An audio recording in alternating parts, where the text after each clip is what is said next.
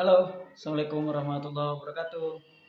Berjumpa lagi dengan channel saya dari Sehondi.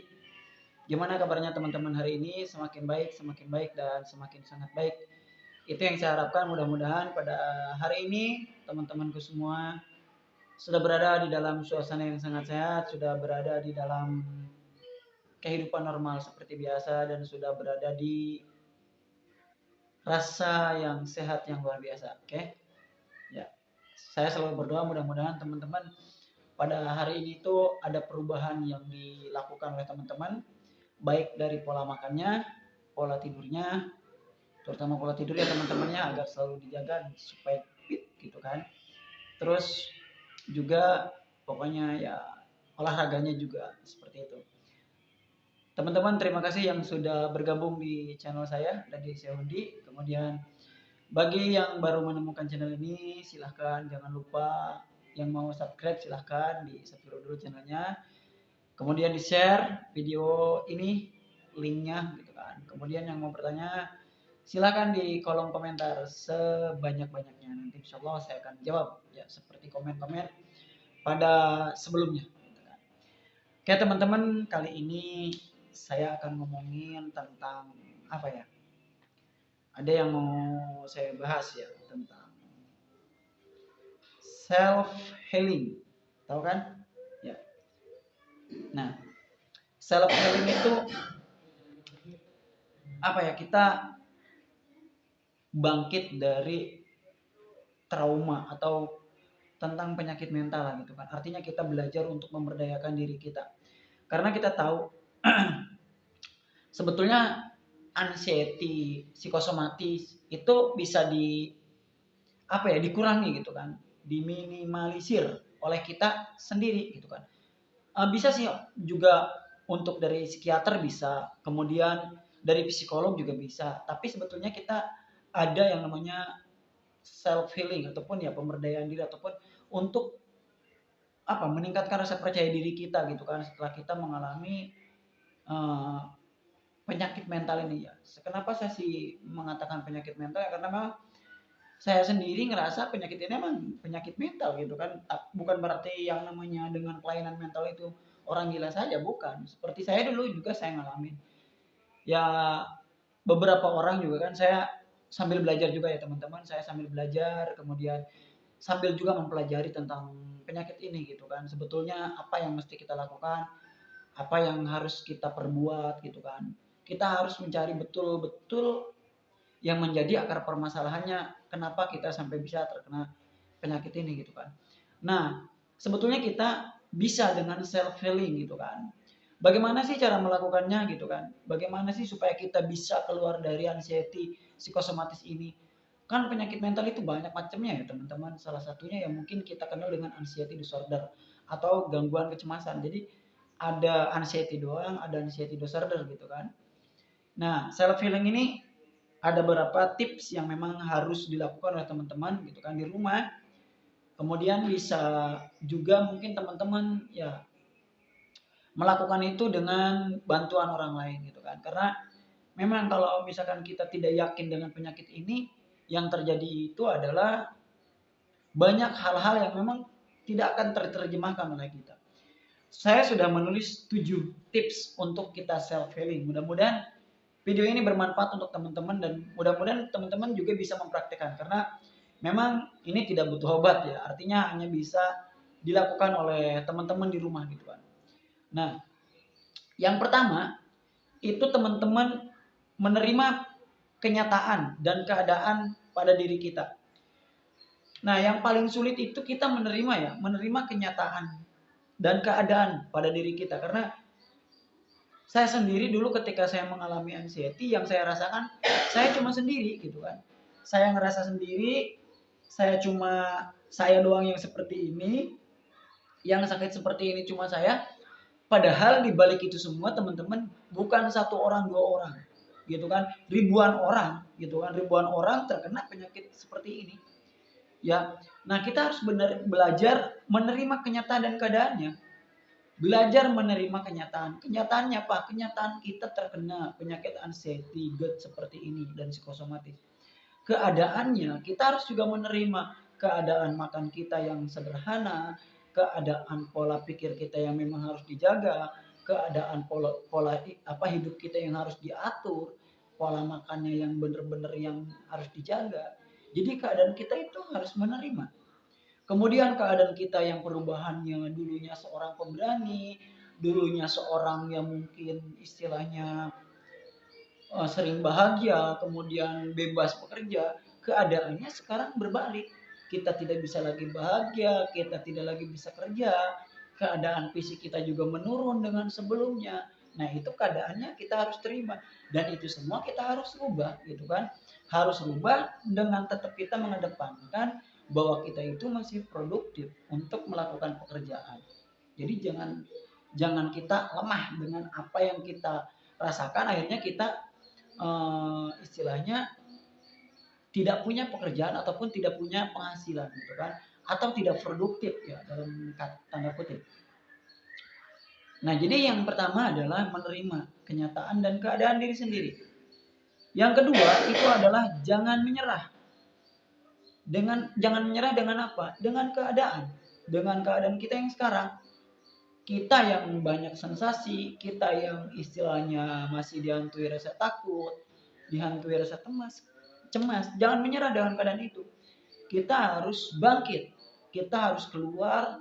Kita harus bisa merelaksasi diri kita. Kita harus bisa memeditasikan diri kita supaya apa? Supaya kita tidak terlalu down dengan keadaan kita sekarang. Kenapa saya itu kan tetap berkecimpung ke sana kemari seperti itu? Kenapa? Saya nggak mau menyerah dengan penyakit ini, gitu kan?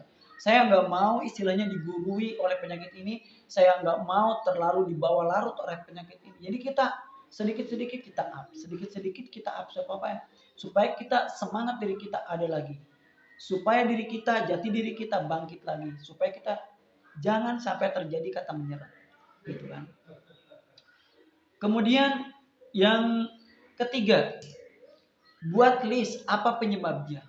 Kemudian apa yang membuat kita menjadi senang. Nah, ini penting teman-teman, karena memang saya dulu kurang tahu gitu kan, kenapa sebabnya saya merasakan seperti ini. Nah, ternyata kita harus membuat listnya. Banyak sekali yang memang yang terjadi pada diri saya. Jauh sebelum ini saya mengalami seperti ini, bahwa saya dulu orangnya seperti apa. Akhirnya saya pelajari, di list oleh saya. Oh, ternyata. Kemudian makanan. Makanan apa nih yang kurang cocok? Di list. Kegiatan apa yang kurang cocok? Di list. Kejadian apa yang kurang cocok? Di list. Setelah itu kan kita tahu, berarti kan kita harus ada pembatas dari list tersebut gitu kan. Supaya kita paham, supaya kita jangan terlalu banyak sensasi pada tubuh kita. Kemudian list juga kegiatan-kegiatan yang membuat emang atau misalkan sesuatu hal yang membuat kita senang. Makanan yang cocok untuk kita, olahraga yang cocok untuk kita. Nah, itu kita list satu persatu supaya kita bisa memanajerial, supaya kita bisa membaguskan diri kita lebih baik lagi, gitu kan? Nah, itu yang ketiga. Yang keempat, melakukan kegiatan rutin dan positif. Ini penting. Kadang yang menjadi kendala orang seperti kita itu tidak pernah melakukan kegiatan rutin dan positif. Kenapa? Ya, kita menjadi kaum rebahan sejati di dalam kamar. Dulu memang saya teman-teman takut sekali keluar rumah awal-awal, tapi sekarang saya kurang nyaman kalau ada di rumah. Saya lebih nyaman di luar. Mau kemana kek, yang penting saya ada di luar. Karena apa? Dengan semakin di luar, saya itu semakin enjoy, semakin menikmati dunia luar. Tapi kalau sudah di rumah, itu biasanya gitu kan, ada aja yang dirasa gitu kan, satu mah dikit gitu kan, ya kadang kelayangan gitu kan, kadang ada gitu kan suatu ketika gitu kan. Tapi kalau kayak sekarang sih enggak ada masalah apa-apa. Nah, jadi melakukan kegiatan rutin. Apa nih kegiatan rutin kita? Kalau kayak saya main bola, olahraga, kemudian kegiatan positifnya apa? Apa kek? Kegiatan yang membuat kita senang, seperti itu ya. Kemudian yang kelima, berolahraga secara rutin. Penting. Sore boleh, kata saya juga. Pagi boleh, yang penting jangan malam. Minimal teman-teman, 2 kali sehari itu teman-teman wajib berkeringat. Jangan terlalu banyak, jangan terlalu capek. Sedikit aja, yang penting berkeringat. pembakaran kalorinya dan pembakaran lemaknya mungkin akan lebih bagus lagi ketika memang kita berkeringat. Olahraga itu rutin, minimal 2 kali sehari. Kalau sekurang-kurangnya 3 kali sehari kita berkeringat, gitu kan. Mau pagi mau sore ya terserah. Jalan kaki, bersepeda, mangga. Yoga saya mangga, silakan lakukan. Yang penting kita itu berkeringat. Karena apa? Semakin berkeringat kita kan maksudnya yang berkeringat yang nggak banyak ya, semakin bagus. Yang penting jangan terlalu capek. Karena apa? Kalau orang seperti kita itu umumnya kan kelayangan. Jangankan mau olahraga, mau mandi aja udah badannya begini, goyang, gitu kan. Udah goyang. Pokoknya olahraga dirutinkan, ya. Kemudian yang keenam, tidur yang cukup. Nah, udah saya katakan kan, istirahat yang cukup itu bisa memulihkan keadaan diri kita. Nah, tidur yang cukup itu sangat baik sekali teman-teman. Pokoknya tidur itu kata saya juga jangan pagi, jangan sore. Ya, malam bagus, kebalikan dari olahraga, gitu kan. Tidur itu kalau misalkan siang nih jam 11 bolehlah. Setengah 11 kita tidur. Jam 12 kita bangun, sholat. Enak kan? Kalau pagi kurang bagus untuk tidur. Sore apalagi. Ya baik menurut medis maupun agama gitu kan kurang bagus kalau tidur pagi dan sore hari. Gitu kan. Intinya tidurnya itu minimal 8 jam yang berkualitas. Cari kualitasnya teman-teman. Karena beda. Tidur yang berkualitas dengan tidur asal-asalan itu beda. Kalau tidur asal-asalan, ketika kita bangun pusing. Tapi kalau tidur berkualitas, ketika kita bangun seger. Itu aja. Ya, nanti saya akan bahas tentang masalah hubungan tidur dan mimpi buruk. Hubungan anxiety dan mimpi buruk. Insya Allah. Saya sudah mencari referensinya dan itu akan saya buat video karena ada beberapa subscriber saya yang ingin ada pembahasan itu.